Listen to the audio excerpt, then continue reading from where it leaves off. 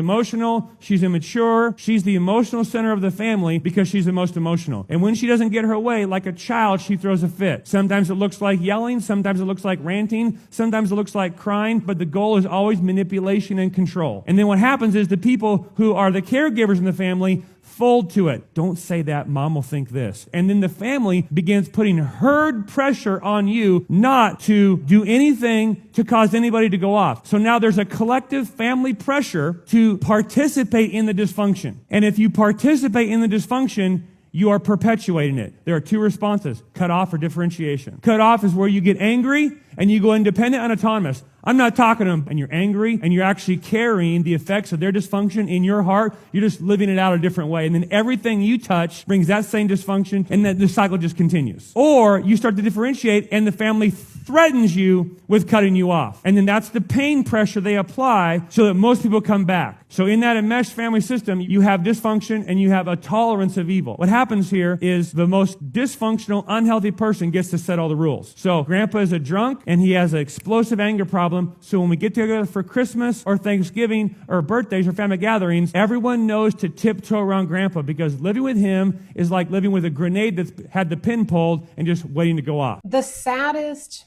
part of realizing the dysfunction and the enmeshment, like he said, of a family unit is that your family is supposed to be your support system. Your family is supposed to be the people who lift you up and who are a safe container for you to express yourself. Sadly enough, a lot of times it's the family that is the least supportive and the least safe. And what happens is the trauma gets passed down through each generation. And it's not until someone decides to get help and to heal from the generational trauma, it isn't until this happens that something changes and bloodlines begin to heal. And I know that for myself, it's been an interesting journey healing my family's dysfunction. And all families are dysfunctional. Now, the degree of dysfunction differs and the type of dysfunction differs from family to family, but most families have some sort of dysfunction within the family unit. And the dysfunction that we're going to discuss today is the dysfunction of enmeshment. Let's get into it. Lives are centered around their children, even into adulthood. This is the type of parent that's like, oh, my kids are my world. You'll see that people comment on my post a lot, my kids are my world. And these parents will tend to feel lost, lonely, sad, even hopeless if their children are gone. I call these the Facebook parents. You'll see that when the child is going through 4th, 5th, 8th, 10th grade graduation, mom or dad lament that they're growing up. They're losing this romantic attachment. It's too close. They are too involved with their child. That's too much love. It's smother love. It's enmeshment. This type of family dynamic is actually really common. And y'all already know that I had to look up specifically what enmeshment is defined as because I love etymology. And I think that our words are super powerful. So let's see what it has to say. So the definition of, and I could only find enmesh in the Etymoline app, which is the one I typically use. So the definition of enmesh is to cause to become entangled in something, to entangle. So then I Googled it and it says enmeshment is a psychological concept that describes relationships where personal boundaries are unclear or non-existent. And so when he mentioned romantic relationship between mother and child, your first thought is disgusting, is incest, is yuck, right? But the thing is this is so common. And I think a way that we tend to describe it in society is as mama's boys or daddy's girls. And I don't necessarily know if enmeshment syndrome applies to every situation like that, but it's very common for there to be this entanglement and blurred line between parent and child. Let's see what someone else has to say. The most common characteristics of an enmeshed family system: parents treating their kids like confidants, therapists, or friends, a lack of boundaries, a total lack of privacy. Your family wants to know everything that's going on in your life, and you're made to feel guilty if you want to keep certain things private. It not being okay for you to have opinions, beliefs, and ideas that are different from the rest of the family. Needing to get your family's approval whenever you need to make a decision, and if you don't, you may face backlash, guilt, or shame. Your identity is defined by your role in the family. You have a hard time seeing yourself as a unique person. What's up, y'all? Welcome back to the channel. I'm your host, Amanda Haynes. If you're new here, I'm so grateful to have you. If you haven't already, go ahead and hit that like button. And if you're feeling up to it, go ahead and subscribe if you like the vibe and would like to join the tribe. Something that came up while she was talking was the importance of autonomy. And I think that everything that she listed completely contradicts autonomy. So for me, I was so blessed to be a part of a family who allowed me my space to blossom into this individual, unique being in this lifetime. And I wasn't forced into any specific profession or personality characteristics. I was allowed to really come into my own. Not to say that my family didn't have its own dysfunction, but enmeshment wasn't one of them. And I believe it's because my parents promoted my autonomy. They allowed me to be myself, to make my own choices. I had my own privacy. There were boundaries. And so enmeshment syndrome just screams lack of autonomy, in my opinion. And I think it really all resonates out of fear, being afraid of being alone, being afraid of your child making a poor decision that would lead to their demise, which will ultimately lead to your sorrow. I mean, there's so many different causes of these symptoms that we experience within our family units. So I really appreciate this video for breaking this down for us. Let's keep going. And when you have to make big life decisions, you are still thinking about what your mum and dad will think, and that influences your decision. That's a big problem. You're lacking in autonomy. You're still enmeshed with your parents, and you're still carrying their shame and their fears of the world into your own decisions. So healing is about finding autonomy. Healing is about being able to say to those influences, here's what I want and need. You know, if it's like buying a house somewhere, for example, I'm going to buy a house here because that's my wants and my needs, and anybody that loves me and cares even remotely about me would support me in that. And if you don't want to support me in that, then I need my autonomy. I'm not a defenseless child anymore that needs to search and crave for somebody's love and attention in order for me to survive,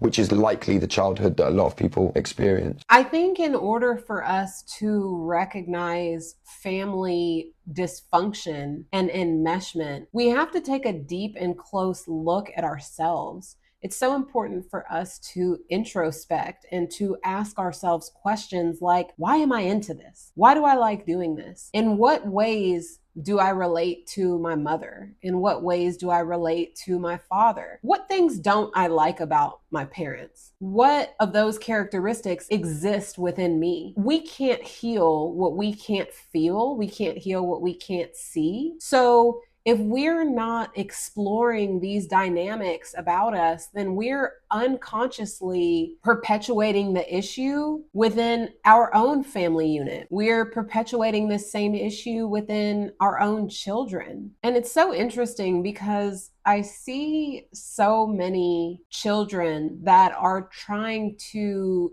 emulate their parents in ways of choosing to be a part of the same profession as them, choosing to have the same amount of children that they had, choosing a spouse that's similar to theirs, choosing to dress and behave in the same way that they do. And I'm not going to say that there's not a sense of admiration for your parents. And they say that imitation is the largest form of flattery, or whatever the quote is. But why are we trying to imitate anyone? We are our own individual sparks of light, and we all come with our own unique characteristics and our own unique gifts and talents. And so it's just really important for us to pay attention to why we do the things we do. Let's keep going. If your family's taking all your time and energy, they're stealing it from your spouse. If you're like, I'm holding on to my mom and dad and our dysfunctional family system, your spouse is over there going, hey, what about us? And a lot of people are like, okay, how about we all come together? And your spouse, miserable, because you're trying to cleave to your family that now became your extended family and your family, which is your new family. So you need to leave your family and they become your extended family so you can cleave to your spouse and start a new family. And this language of cleave, have you ever seen those videos where, let's say a soldier's been at war and he comes home and his wife's waiting at the airport and he runs and she runs and they're crying and she jumps in his arms and they don't let go of each other? That's what the word means. This is another one of the ways that our familial dysfunction is transferred over into our new family, our new immediate family when we get married. And the thing is it's so subtle because the dysfunction feels so normal. So until someone notices it or you notice it and it gets pointed out, you have no idea that what's happening is perpetuating more harm along the family bloodline. It's important for us to be able to let go of our initial family unit once we've come to a certain age. And this doesn't necessarily mean completely disconnecting from our family, but it does mean creating new boundaries that maybe didn't exist there before. And these new boundaries lead to a more succinct family unit with your new immediate family. And so they're all your family, right? Any family that you participate in is yours, whether it's the family you grew up with or the new family that you're creating with your spouse and your children or your friend family. There's just something really important about creating boundaries that ultimately keep lines from being crossed that are detrimental to yourself and others. Let's keep on trucking. That each one of us has a right to our own life. And for some of us, it's going to be very hard. The more dysfunctional your family is, the more difficult it is to leave it. Because the more dysfunctional it is, the more you never got to separate or have your own reality. See, one of the problems of enmeshment is that the more you are enmeshed, the less you've ever been allowed to separate or be who you are. So we have the difficulty of becoming ourselves. It is very hard to leave dysfunctional families. So important to recognize the enmeshment as no boundaries. So it's like your mom and dad trying to be a part of your new relationship or your marriage, trying to control the dynamic, trying to have more information than they actually need, trying to essentially involve themselves in your life in ways that are unhealthy. And so I thought that that was super important to mention. This man in this video, John Bradshaw, God rest his soul, he's passed away now for a while, I think, was the catalyst to me being able to see my own family dysfunction, but also to be able to see the alcohol addiction that I was living in from a different vantage point. I owe so much to this man and his work, and the book that really helped bring it all up for me was Healing the Shame That Binds You by John Bradshaw. That book, I mean, if I could suggest one book to read when it comes to family dysfunction, that would be the one. Not only that, he's got several videos throughout YouTube. I think he's got a whole series on the dysfunctional family unit, and it's just so informational that you're able to put your finger on exactly what the dysfunction is, because when you're unconscious to it, it seems normal. And so it's hard to identify the bigger picture of the dysfunction. And he and his work that he's spent his life doing has been extremely eye-opening for me and for so many people. And so if you have the opportunity, I recommend, if any of this is resonating with you, I recommend getting his book, Healing the Shame That Binds You. I'm sure you can get it on Amazon or at any bookstore. It really is a life changer. But ultimately, the more enmeshed we are, the more difficult it is to separate, because that enmeshment is like the core of our identity. And so it's like, who am I without my family? How do I make decisions without them? What will happen to our relationship if I take a step back? There's so much that lives in the unknown that it's easier to stay enmeshed. If your family is dysfunctional or you have strained family relationships, you might need to hear this. I have seen that most families aren't perfect, even if it seems like that on social media. And I wish we could talk about it more.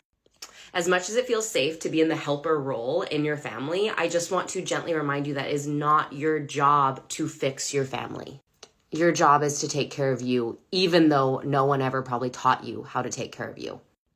So I invite you to set boundaries as needed, especially this holiday season. And I get it. It's really freaking difficult to set boundaries with family. And if those boundaries aren't respected, can you have a plan for how to respond?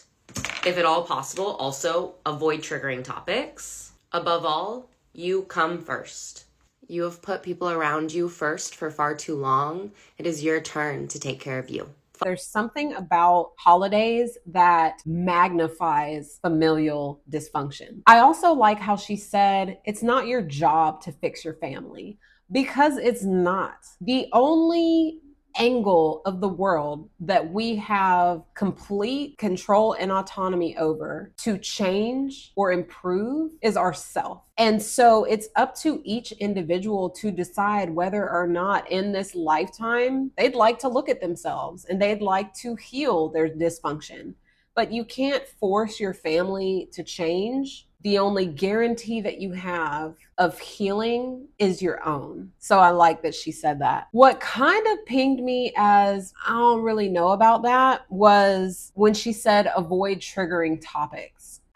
I don't think that it's our job to tiptoe and walk on eggshells around our family. And if you're guided to bring up a topic, to not bring that topic up for fear of triggering someone else is also an attempt to keep the status quo, to avoid someone else being triggered when that's not your job nor your responsibility. So if a triggering topic comes up, it is the other person's responsibility to look at their trigger. And of course, if they don't know this information, then it just might be a link in the chain for them to find healing. Because for me, for example, with my alcohol addiction, every circumstance in which I overindulged in alcohol was a link in the chain to me getting sober. So I needed every one of those experiences in order for me to look back and go, maybe I have a problem. So to avoid triggering topics means that you're actually cutting short their opportunity to see that there's an issue. Because if we're always avoiding what triggers us, how will we ever see where the trigger is? So that's my only caveat to her suggestions, but I really liked her video and I think that she made a lot of great points. But that's pretty much all I have for y'all today. I hope you enjoyed this video and you got something from it. If you're the spark in the family that is trying to heal yourself and your bloodline through addressing your family dysfunction, I just want to let you know that the work that you're doing is insanely commendable, because this is some of the hardest work that we will do in this lifetime. And the fact that you're taking on that role and that responsibility in your family to be the one that says, hey,